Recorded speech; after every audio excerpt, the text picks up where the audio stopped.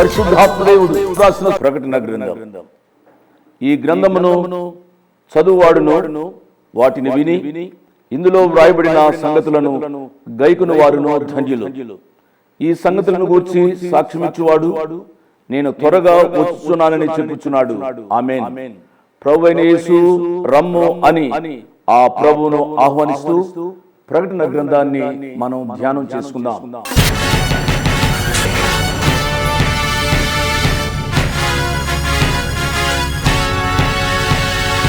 అదిగదిగో కడబూరా రోగునే త్వరలోనా, అదిగదిగో కడబూరా రోగునే త్వరలోనా, అదిగదిగో రారాజు రానుండే మేఘాన, అదిగదిగో రారాజు రానుండే మేఘాన, ఇక వేదన బాధకు వీడ్కోలు, ఇక వేదన బాధకు వీడ్కోలు. ఇగో కడబూరా రోగునే త్వరలోనా, అదిగదిగో కడబూరా రోగునే త్వరలోనా, అదిగదిగో రారాజు రానుండే మేఘాన, అదిగదిగో రారాజు రానుండే మేఘాన, ఇక వేదన బాధకు వీడ్కోలు, ఇక వేదన బాధకు వీడ్కోలు. మరో యుగాల జగాల సంఘ వేడుకలు నేడే నీకు ఆహ్వానం, శుద్ధుడవవు యేసు రక్తాన, శుద్ధుడవవు యేసు రక్తాన. రేపటి యుగాల ప్రతి అడుగు తెలుసుకో ప్రకటన గ్రంథ ధ్యానాన, తెలుసుకో ప్రకటన గ్రంథ ధ్యానాన, తెలుసుకో ప్రకటన గ్రంథ ధ్యానాన. క్రీస్తు యేసు పరిశుద్ధ నామాన్ని బట్టి మీ అందరికీ శుభాశీస్సులు. మానవుని జీవితంలో దేవుని యందు మొర్ర పెట్టగా ఆయన మనకు ఉత్తరం ఇచ్చే దేవుడు, మనము గ్రహింపలేని గొప్ప సంగతులను మనకి తెలియజేయగలిగిన గొప్ప దేవుడనే ఆత్మీయ సత్యంలోకి మనం నడిపింపబడాలి అనంటే ఈ రక్షణ సువార్త విని రక్షణ పొందాలి. ఇంత గొప్ప అవకాశాన్ని సద్వినియోగం చేసుకొని కోట్లాది ప్రజలు ఈ రక్షణ సువార్త వినేటట్టు వారు వెళ్ళలేకపోయినా వెళ్ళేలాంటి యేసు అనుచరుల పరిచర్యను ప్రోత్సహించి బలపరిచిన సిస్టర్ రాఘవమ్మ గారి కొరకే ప్రత్యేకంగా ప్రార్థిస్తాం. ప్రేమ నమ్మకం కలిగిన మా ప్రియ పరలోకపు తండ్రి, జీవం కలిగిన దేవ, రాఘవమ్మ గారు విజయవాడ కృష్ణా డిస్టిక్ వాస్తవ్యులు. అమ్మగారు వృద్ధాప్యంలో ఉన్నారు తండ్రి. అమ్మగారు ఆరోగ్యం కొరకై తన కుడి చెయ్యి కాలు ప్రవ్వా సక్రమంగా మీకు మహిమార్థంగా పనిచేయలాగున, వృద్ధాప్యంలో కూడా ప్రవ్వా అనారోగ్యంలో ఆరోగ్యం తన కలుగులాగున ప్రత్యేకంగా ప్రార్థించమన్నారు తండ్రి. అదేవిధంగా రాఘవమ్మ గారు తల్లి గారు కమలమ్మ గారు ఆరోగ్యం కొరకై, తన సహోదరుడు మోహన్ రావు సహోదరి ధనలక్ష్మి గారి కొరకై, వారి ఆరోగ్యాల కొరకే క్షేమం కొరకే ప్రత్యేకంగా ప్రార్థించమన్నారు తండ్రి. ఈ బిడ్డల్ని మీరు నిండుగా మెండుగా దీవించండి. ప్రాముఖ్యంగా రాఘవమ్మ గారిని మీరు ప్రేరేపించి మీ ద్వారా ప్రేరేపింపబడి చేసిన సహాయాన్ని బట్టి అమ్మగారిని మీరు నిండుగా మెండుగా దీవించండి.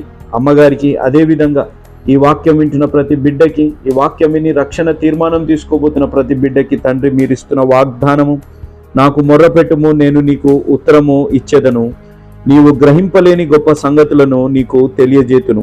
ఇర్మియా గ్రంథం 33వ అధ్యాయం 3వ వచనం. అదేవిధంగా తండ్రి మీరు ఇస్తున్న ఆజ్ఞ, చెవులు గలవాడు వినుగాక. మత్తయి సువార్త 13వ అధ్యాయం 9వ వచనం. తండ్రి మా జీవితాల్లో మేము ఏదైతే వింటున్నామో అది వినే ఆత్మీయ అనుభవంలోకి నడిపించి, వినడమే కాకుండా జీవితంలో అనుభవించే ఆత్మీయ అనుభవంలోకి నడిపించమని, ఈ వాగ్దానం మా జీవితాల్లో నెరవేరాలని అంటే ప్రభువా విన్న దానిని మా జీవితాల్లో అన్వయించుకుని ఆత్మీయ అనుభవంలోకి నడిపించమని వేడుకుంటూ, ఈ వాక్యం వింటున్న ప్రతి బిడ్డని, రక్షణ తీర్మానం తీసుకోబోతున్న బిడ్డలని, వారు వెళ్ళలేకపోయినా వెళ్ళేలాంటి యేసు అనుచరుల పరిచర్యను ప్రోత్సహించిన రాఘవమ్మ గారిని, వారి సహోదరుడు మోహన్ రావు గారు, సహోదరి ధనలక్ష్మి గారిని, తల్లి గారు కమలమ్మ గారిని నిండుగా మెండుగా దీవించమని యేసు నామం అడిగి వేడుకున్నాం తండ్రి. ఆమేన్. Praise lord. ఎలా ఉన్నారమ్మా? ఎలా ఉన్నారు బాబు? ప్రకటన గ్రంథాన్ని చదువుతున్నారు కదూ. మీ యొక్క అనుదిన వాక్య భాగంతో పాటుగా ప్రకటన గ్రంథాన్ని చదువుతూ ఉండండి. ఈ ప్రకటన గ్రంథ ధ్యానాలు క్రమంగా వినుమని ప్రభు పేరిట మీకు మనవి చేస్తున్నాను. ఈ మొదటి అధ్యాయం ముగించడానికి దరిదాపు 8 ప్రసంగాలు అయ్యాయి. 22 అధ్యాయాలు. ఎన్ని వారాలు పడతాయో, ఎన్ని సంవత్సరాలు అవుతాయో, ఏ ఒక్క పాఠాన్ని పోగొట్టుకుని వద్దని ప్రభు పేరిట మీకు మనవి చేస్తున్నాను. అందరూ వచ్చారు కదూ, ఇంకా ఎవరైనా అక్కడక్కడ ఉంటే దయచేసి వారిని కూడా పిలవండి. ఇక ఆ పాఠంలోనికి వెళ్తున్నాను. దానికి ముందు ప్రార్థన చేసుకుందాం. దయచేసి అందరూ ప్రార్థనలో పాల్గొనండి. నేను అనేక విషయాలు జ్ఞాపకం చేసుకుంటూ ఉంటాను. మీరు కూడా ఆమెన్ అని నాతో అనడం ఈ ప్రార్థనలో చేసిన విజ్ఞాపనలకు ఆశీర్వాదకరం అనే విషయాన్ని జ్ఞాపకం చేస్తున్నాను. కృపా సత్య సంపూర్ణుడు అయిన మా ప్రియ పరలోకపు తండ్రి, వందనాలు స్తోత్రాలు చెల్లిస్తున్నాం. సమయోచితమైన సహాయం కొరకు మీ కృపాసనాన్ని సమీపించడానికి మీరు మాకు ఇచ్చిన ఆధిక్యత కొరకై వందనాలు స్తోత్రాలు చెల్లిస్తున్నాము నాయనా. ఎంతోమందికి ఈ ఆధిక్యత లేదు నాయనా. అపాత్రులం, అయోగ్యులం ప్రభు, మాలో ఏ యోగ్యత లేదు నాయనా. మేము మోకరించాము అనంటే, లేక ప్రార్థనలో పాల్గొన్నాము అనంటే కేవలం మీ కృప కనికరాలే కారణమని మీకు స్తోత్రాలు చెల్లిస్తున్నాం. కొంతమంది మా ప్రియులు ఆసుపత్రిలో ఉండడానికి అవకాశం ఉంది కాబట్టి వారిని మేము జ్ఞాపకం చేసుకుంటున్నాం. నాయన మీరు ఇచ్చిన భాగ్యం కొరకై మీకు వందనాలు స్తోత్రాలు చెల్లిస్తున్నాం ప్రభువా. మా యవ్వన బిడ్డలను జ్ఞాపకం చేసుకుంటున్నాం. యవ్వన ప్రాయంలోనే వారు మారు మనసు పొందే కృప దయచేయండి. చాలామంది అవిధేయులుగా తల్లిదండ్రుల మాట వినకుండా జీవిస్తున్న బిడ్డల విషయాలు మేము వింటూ ఉన్నప్పుడు మా హృదయాల్లో చాలా వేదన ఉంది ప్రభు. నాయన యవ్వన బిడ్డల కొరకు, మానవాళి కొరకు మీ యవ్వన రక్తాన్ని కార్చారు ప్రభువా. ఆ ఉద్దేశాన్ని గుర్తించి రక్షింపబట్టాన్ని కృప చూపించండి. అనారోగ్యంగా ఉన్న వారిని దయతో మీ చిత్తానుసారంగా ముట్టి స్వస్థపరచుమని అడుగుతున్నాం నాయనా. ప్రకటన గ్రంథాన్ని ధ్యానం చేస్తూ ఉన్నాం నాయనా. మాకు అర్థం కాదు నాయనా. పరిశుద్ధాత్మదేవ మీరే బోధించుమని అడుగుతున్నాం ప్రభు. మీ వాక్య సత్యాలు వ్యక్తిగత జీవితాల్లో అన్వయించుకొని దాని ప్రకారం జీవించడానికి మీ కృపా సహాయాన్ని కోరుకుంటూ యేసు ప్రభు వారి పుణ్యనామమున స్తుతించి గణపరిచి వేడుకున్నాము తండ్రి, ఆమేన్. ప్రార్థనలో పాల్గొన్న మీ అందరికీ నా ప్రత్యేక వందనాలు. దేవుడు మిమ్మల్ని దీవించునుగాక. బైబిల్ తెరవండి. యోహాను గారు వ్రాసిన ప్రకటన గ్రంథం మొదటి అధ్యాయాన్ని మీ ముందు ఉంచుకోనండి. యోహాను గారు వ్రాసిన ప్రకటన గ్రంథం మొదటి అధ్యాయంలో దరిదాపు మనము 14 వచనాలు మనం చెప్పుకున్నాం.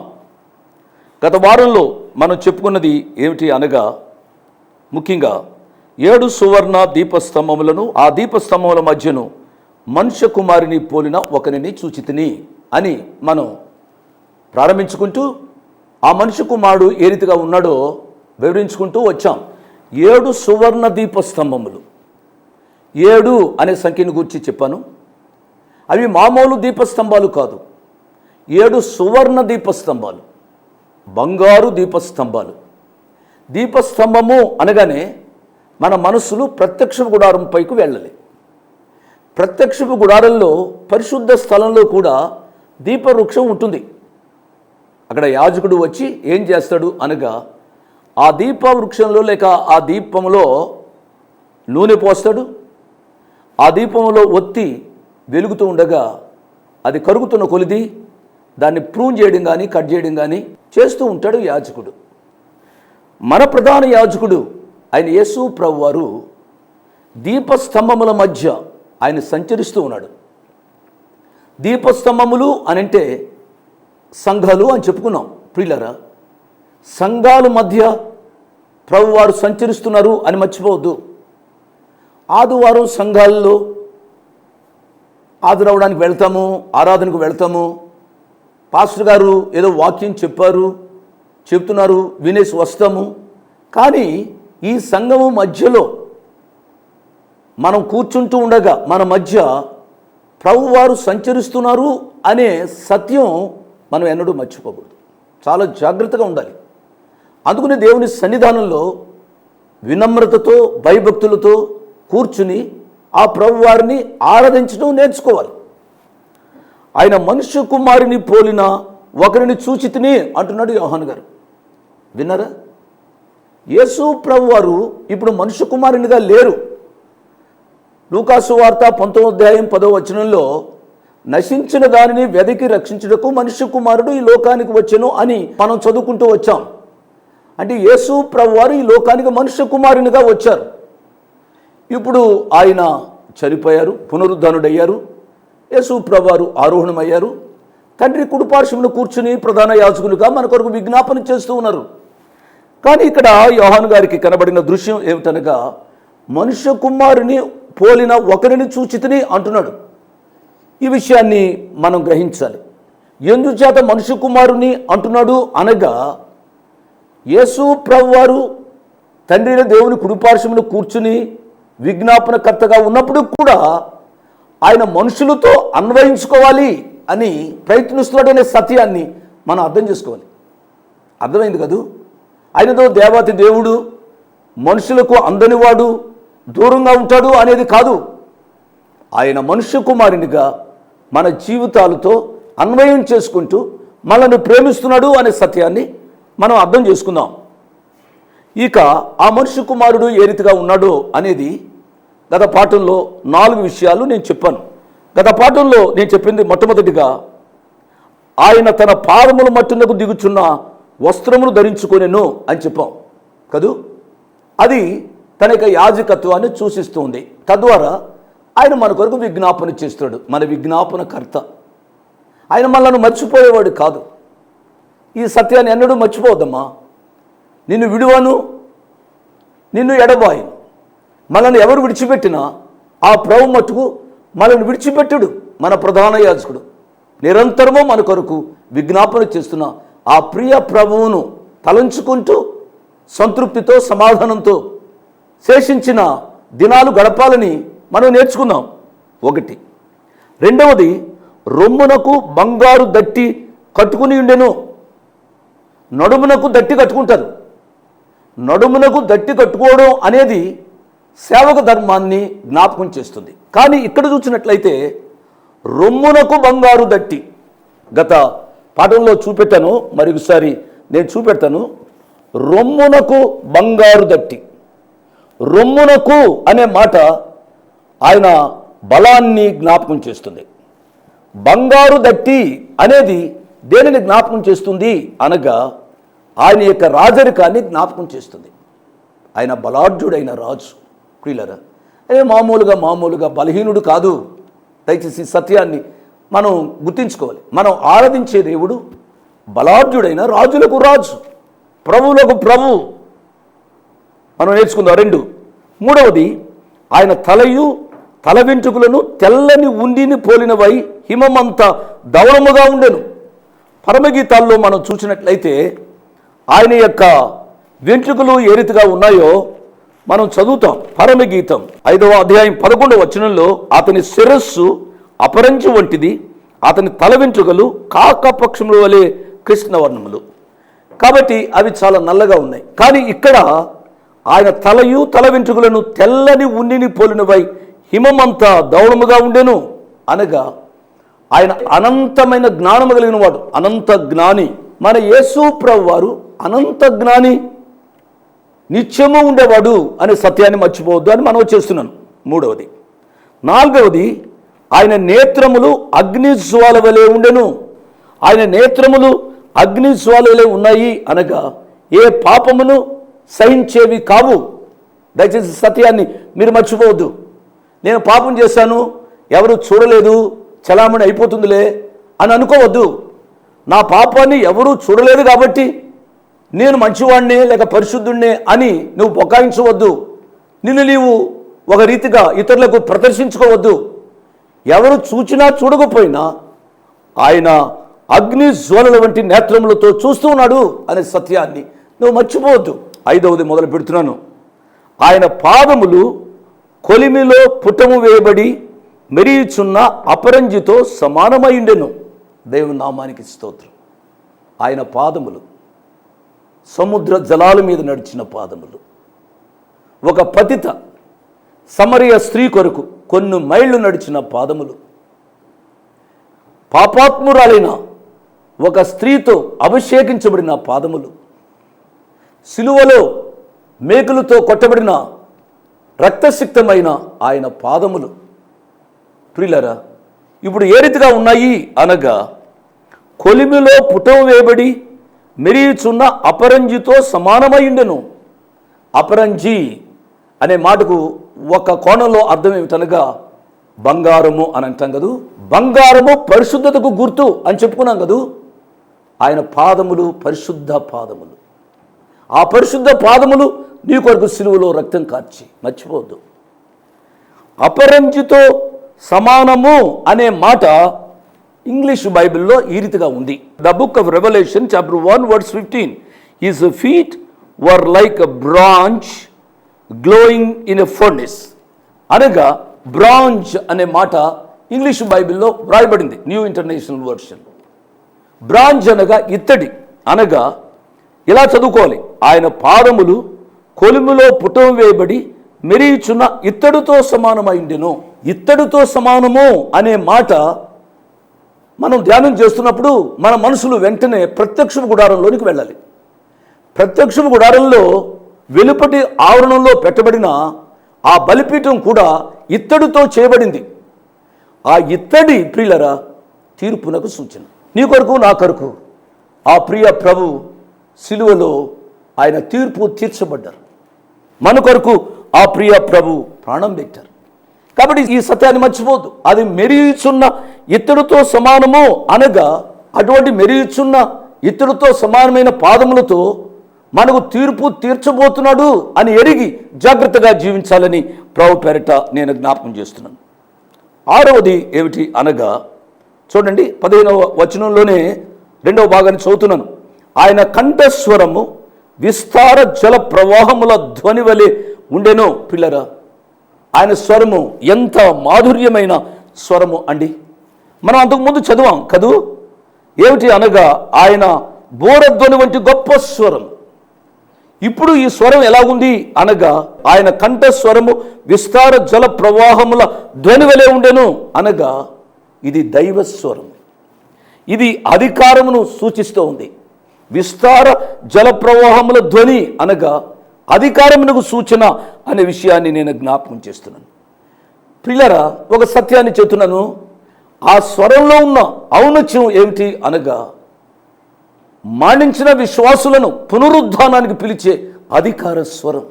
ఆ ప్రేమమైన స్వరం నీ ఇంట్లోనికి వచ్చింది, నిన్ను పిలుస్తూ ఉంది. ప్రయాసపడి భారం మోసుకున్న సమస్త జనులారా నా ఎదుగు రండి అని ఆ ప్రేమ కలిగిన దైవస్వరం నిన్ను పిలుస్తూ ఉండగా ఆ ప్రభు యొక్క పాదములు చెంతకు రావడానికి ఎందుకు ఆలస్యం చేస్తావు బాబు? ఎంతకాలం ఇంకా పాపంలో జీవిస్తావు? ఈ పాపానికి పుల్ స్టాప్ పెట్టవా? ఇక నేను పాపం చేయను అని తీర్మానం చేసుకోవా? నేను మనవి చేస్తున్నాను. ఈ రోజు నీది, ఈ క్షణం నీది. మరుక్షణం ఏం జరుగుతుందో నీకు తెలియదు. ఈ సత్యాన్ని మర్చిపోవద్దని ప్రభు పేరు నేను మనవి చేస్తున్నాను. 7వది ఏమిటి అనగా ఆయన తన కుడి చేత 7 నక్షత్రములు పట్టుకుని ఉండెను. 7వది, ఆయన కుడి చేతిలో 7 నక్షత్రాలు ఉన్నాయి. మర్చిపోవద్దు, 7 నక్షత్రాలు. ఈ 7 నక్షత్రాలు దేనికి సూచన అనగా అక్కడే మనం చూస్తాం. చూడండి, 19-20 వచనాలు, 1వ అధ్యాయం. కాగా నీవు చూచిన వాటిని, ఉన్న వాటిని, వీటి వెంట కలుగుబోవటిని అనగా నా కుడి చేతిలో నీవు చూచిన 7 నక్షత్రములను గూర్చిన మర్మమును, ఆ 7 సువర్ణ దీపస్తంభముల సంగతియు వ్రాయము. ఆ 7 నక్షత్రములు 7 సంఘములకు దూతలు. విన్నారు కదూ? అంటే ఒక్కొక్క నక్షత్రం ఒక్కొక్క దూత అనే సత్యాన్ని నువ్వు మర్చిపోవద్దు. నక్షత్రము దూత. దూత అని తెలుగులో తర్జుమా చేయబడింది. ఇంగ్లీష్ బైబిల్లో మెసెంజర్, వర్తమానికుడు అని తర్జుమా చేయబడింది. నక్షత్రము అనగానే మనం నేర్చుకోవాల్సింది ఏమిటి అనగా ఈ దీపము కంటే వెలుగైంది నక్షత్రం. నక్షత్రము అనగా వర్తమానికుడు అని అన్నాం. ఇంకొక మాటలో చెప్పవలసి వస్తే విశ్వాసి. నీవు ఈ దీపము కంటే నీవు వెలుగుమయంగా జీవించాలి అని దేవుని యొక్క వాక్యం సెలవిస్తోంది. ఆయన కుడి చేత 7 నక్షత్రములు పట్టుకుని ఉన్నాడు. ఎంత భద్రముగా ఈ నక్షత్రం ఉంది. ఆ ప్రియ ప్రభు యొక్క చేతిలో ఈ నక్షత్రం ఉంది అనే సత్యాన్ని నువ్వు మర్చిపోవద్దు. దానియేలు గ్రంథం 12వ అధ్యాయం 3వ వచనంలో మనం చూస్తే ఈ రీతిగా వ్రాయబడి ఉంది. మీకు తెలుసు, బుద్ధిమంతులైతే ఆకాశ మండలంలోని జ్యోతులను పోలిన వారై ప్రకాశించెదరు. నీతి మార్గమును అనుసరించి నడుచుకున్నట్లు ఎవరు అనేకులను త్రిప్పుదురో వారు నక్షత్రము వలె నిరంతరమును ప్రకాశించెదరు. చూసారా? కాబట్టి ఆయన చేతిలో ఉన్న నక్షత్రం నిరంతరము ప్రకాశించేది. దేవుని నామానికి స్తోత్రం. యేసు ప్రభువారి యొక్క చేతిలో ఉన్న ఈ నక్షత్రం మీరు గమనించారా? ఎప్పుడైతే నక్షత్రము అనే మాట నేను చెబుతున్నానో మీలో కొంతమంది మనసులో అప్పుడే మత్తయి సువార్త 2వ అధ్యాయంలోనికి వెళ్ళి ఉండి ఉంటాయి. ఆ తూర్పు దేశపు జ్ఞానులను నడిపించిన నక్షత్రం, యేసయ్య దగ్గరకు నడిపించిన నక్షత్రం, రాత్రింబవళ్ళు వెలిగిన నక్షత్రం, జ్ఞానులను నడిపించిన నక్షత్రం, అనేకులను లేక జ్ఞానులను సంతోషంగా చేసిన నక్షత్రం. ఆ నక్షత్రం వలె మనం జీవించాలి అని దేవుని యొక్క వాక్యం సెలవిస్తోంది. అది 7వది. 8వది ఏమిటి అనగా ఆయన నోట నుండి 2 అంచులు గల వాడి అయిన ఖడ్గం ఒకటి బయలు వెళ్ళుచుండెను. వాడి అయిన ఖడ్గము అనగానే మనందరికీ తెలుసు. వెంటనే మన మనసు హెబ్రీయులకు రాసిన పత్రిక 4వ అధ్యాయం 12వ వచనం మీదకు వెళుతుంది కదూ.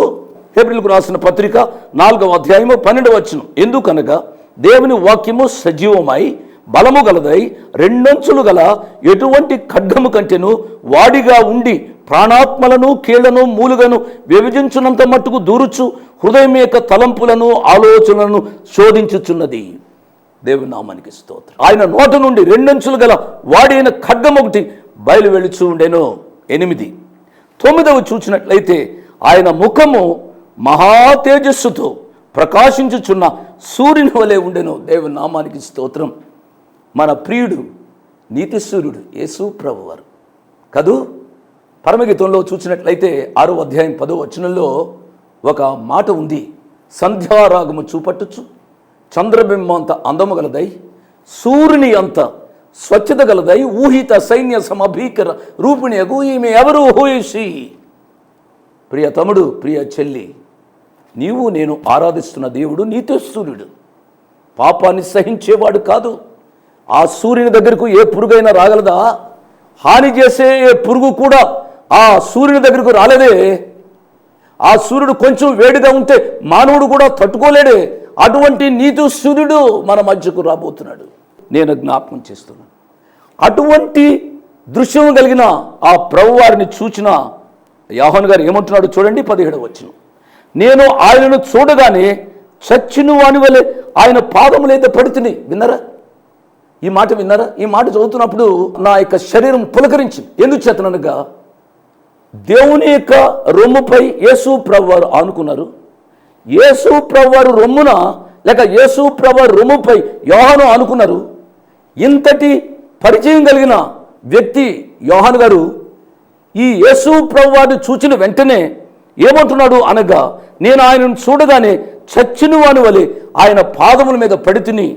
ఆ యొక్క మహిమాన్వితుడైన ప్రభువారిని చూసిన వెంటనే ఆయన పాదం మీద పడి ఆరాధించే అనుభవంలోనికి రావాలని ప్రభు పేరిట నేను జ్ఞాపకం చేస్తూ ఉన్నాను.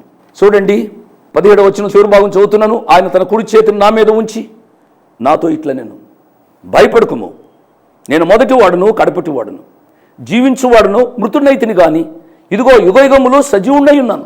దేవుని నామానికి స్తోత్రం. చెల్లమ్మ, తమ్ముడు, నీవు కూడా భయపడవద్దని చెప్తున్నారు. రుణ బాధలతో బాధపడుతున్నావా? పేదరికంతో బాధపడుతున్నావా? జీవితంలో ఏదో సాధించలేకపోయాను అని భయపడుతున్నావా? ఒక అభయపు మాట ఏమిటనగా my son, my dear daughter, don't fear. భయపడవద్దు, నేనున్నాను. నేను మొదటి వాడును, నేను కడపటి వాడును, నేను జీవించువాడును. ఆ ప్రియ ప్రభు నీతో మాట్లాడుతున్నారు. మరియు మరణం యొక్కయు పాతాళ లోకం యొక్కయు తాళపు చెవులు నా స్వాధీనంలో ఉన్నవి. చూచారా? తాళపు చెవులు, ఈ తాళపు చెవులు నా చేతిలో ఉన్నాయి అని అంటే మా ఇంటికి నేను ఓనర్ని, నా చేతిలో ఉంటాయి. నా ఆఫీస్కి నేను ఓనర్ని, నా చేతిలో ఉంటాయి. ఆయన చేతిలో మరణం యొక్కయు పాతాళం యొక్కయు తాళపు చెవులు నా స్వాధీనంలో ఉన్నాయి. ప్రియులరా, లోకాన్ని తన హస్తగతం చేసుకుని స్వాధీనంలో ఉంచిన ఆ ప్రియ ప్రభు నీతో మాట్లాడుతున్నాడు. ఎవరో మాట్లాడుతున్నారు అని నువ్వు అనుకొనవద్దు అని ప్రభు పేరిట నేను జ్ఞాపకం చేస్తూ ఉన్నాను. కాగా నీవు చూచిన వాటిని భూతకాలం, ఉన్న వాటిని వర్తమాన కాలం, వీటి వెంట కలుగుబోవాటిని భవిష్యత్ కాలం. కనుక భూత వర్తమాన భవిష్యత్ కాలంలో ఉండే ఆ శాశ్వతుడైన దేవుడు ఏమంటున్నాడు అనగా నీవు చూచిన వాటిని, ఉన్న వాటిని, వీటి వెంట కలుగుబోటిని అనగా నా కుడి చేతిలో నువ్వు చూచిన 7 నక్షత్రమును గూర్చిన మర్మమును, ఆ 7 సువర్ణ దీపముల సంగతియు వ్రాయుము. ఆ 7 నక్షత్రములు 7 సంఘములకు దూతలు, ఆ 7 దీపస్తంభములు 7 సంఘములు. దేవుని నామానికి స్తోత్రం. ఆ 7 నక్షత్రములు 7 సంఘములకు దూతలు అనగా వర్తమానికులు, అనగా సంఘ బాధ్యతలను లేక సంఘ బాగోగులను చూచేవారు దూతలు. ప్రియులారా, ఆ 7 దీపస్తంభములు 7 సంఘములు. 7 సంఘములు బహువచనం. ప్రియులారా, గమనించాలి, సంఘములు అని వ్రాయబడి ఉంది. సంఘములు సంఘములు దేశంలో లేక మనం నివసిస్తున్న ప్రాంతంలో స్థానాన్ని బట్టి దూరాన్ని బట్టి సంఘాలు ఉండవచ్చు. కానీ బేసికల్గా సంఘము లేక సార్వత్రిక సంఘం ఆయన శరీరము అని మర్చిపోవద్దు అని ప్రభు పేరిట నేను జ్ఞాపకం చేస్తాను. ఈ సంఘము ఆయన శరీరము. ఈ శరీరము జోషిగా నాకు ఒక శరీరం ఉంది. ఈ శరీరంలో అవయవాలు ఉన్నాయి. కాబట్టి ఈ శరీరంలో అవయవాలు ఏ రీతిగా ఉన్నాయో సంఘములో కూడా మనమందరము అవయవములుగా ఏకత్వంతో ఐకమత్యంతో జీవించాలి అని దేవుని యొక్క వాక్యం మనకు ప్రబోధిస్తూ ఉంది. ఈ సత్యాన్ని ఎన్నడూ మర్చిపోవద్దు. సంఘములో ఐక్యత ఉండాలి, కుటుంబంలో ఐక్యత కూడా ఉండాలి, భార్య భర్తలుగా ఐక్యత ఉండాలి. కుటుంబంలో భార్య భర్తలు ఐక్యంగా ఉన్నప్పుడే సంసారం నడుస్తుంది, కుటుంబం క్షేమంగా ఉంటుంది. కుటుంబాలు ఈనాడు రోడ్డుకి ఎందుకు ఎక్కుతున్నాయి? కుటుంబాలు ఈనాడు క్షేమం ఎందుకు లేదు? ఎందుకు చేతనగా భార్య భర్తల మధ్య ఐక్యత లేదు. 7 సంఘములకు దూతలు. ఈ విషయాలు నేను జ్ఞాపకం చేస్తానండి. ఈ విషయాలు నేను చెప్తాను. 2వ అధ్యాయం నుంచి మీరు చదువుకుని రమ్మని ప్రభు పేరిట నేను జ్ఞాపకం చేస్తున్నాను. దరిదాపు 9 విషయాలు నేను చెప్పాను. అమ్మ మర్చిపోవద్దు, ఆయనే ఆది, ఆయనే అంతం. మన జీవితాలకు ఆయనే ఆది, జీవితాలకు ఆయనే అంతం. దయచేసి మీరు గమనించాలి. కాబట్టి ఆ ప్రియ ప్రభువును కలిగి ఆయనలో సంతోషంగా జీవిస్తూ ప్రభు కొరకు సాక్ష్యముగా బ్రతకాలని ప్రభు పేరిట నేను మనవి చేస్తున్నాను. అట్టి కృప పరిశుద్ధాత్మ దేవుడు అనుగ్రహించునుగాక. దేవుడు మిమ్మలను దీవించునుగాక. Praise the lord. మీ ముందుకు రావడానికి ఒక ప్రాముఖ్యమైన కారణం, మేము ఈ టీవీ పరిచర్యని ఎందుకు ప్రారంభించాం, ప్రాముఖ్యంగా తండ్రి అయిన నాన్నగారు, కీర్తిశేషులైన నాన్నగారు జోష్ అన్నగారు ఎందుకు ప్రారంభించారు అనేది వారి మాటల్లోనే విందాం. ఈ కార్యక్రమాన్ని నిర్వహించడానికి నేను ఎంతో ధైర్యం చేశాను అనే విషయాన్ని జ్ఞాపకం చేస్తున్నాను. డబ్బుండి కార్యక్రమాన్ని ప్రారంభించలేదు. నన్ను రక్షించి ఇంతవరకు పిలిచిన ప్రభు ఉన్నారు అని, తదుపరి విశ్వాసులైన మీరు ఉన్నారు అనే ధైర్యంతో ఈ కార్యక్రమాన్ని కొనసాగిస్తున్నాం. విన్నారు కదా, నాన్నగారు ఏ ధైర్యమైతే వారు చేసి టీవీ కార్యక్రమాలని ప్రారంభించారు, మన రక్షకుడైన యేసు ఉన్నారని, విశ్వాసులైన మీరు ఉన్నారనే ధైర్యంతోనే ఈ టీవీ కార్యక్రమాలని మేము కొనసాగిస్తున్నాం గత సంవత్సరాలుగా. ఇక ముందు కూడా మేము కొనసాగించాలి అని అంటే మీలో విశ్వాసులైన మీరు, ప్రేరేపింపబడ్డ వారు మీరు, వచనం వెంబడి వచ్చిన ధ్యానాలు జోషన్న గారివి, పాయింట్ వైజ్ ధ్యానాలు జాన్ స్పర్జన్ గారివి, హీరోస్ ఆఫ్ ది బైబిల్ అనే సిరీస్ ధ్యానాలు భక్త్ సింగ్ నావి కొనసాగేటట్టు మీరు ప్రేరేపింపబడితే, మీరు సహాయం చేసి మీరు నేరుగా నాతోని మాట్లాడవచ్చు. నాతో మాట్లాడి మాకు సహాయం చేయాలనేది నా మనవి. కాబట్టి మీరందరూ ఏ భారమైతే, సేవా భారమైతే నాన్నగారు గత 40 సంవత్సరాలుగా ముందుకు కొనసాగించారు, ఇప్పుడు యవనస్తులమైన మా అన్నగారు జాన్ స్పర్జన్ గారు మాపై ఉంది. కాబట్టి మీరు కూడా ఏ విధంగా నాన్నగారిని అయితే ప్రోత్సహించారు, నాన్నగారిని ఆదరించారు, మమ్మల్ని కూడా ఆ విధంగానే ప్రోత్సహించి ఆదరిస్తారని నమ్ముచు సెలవు తీసుకుంటున్నాను. దేవుడు మిమ్మల్ని దీవించి ఆశీర్వదించునుగాక. ఆమేన్.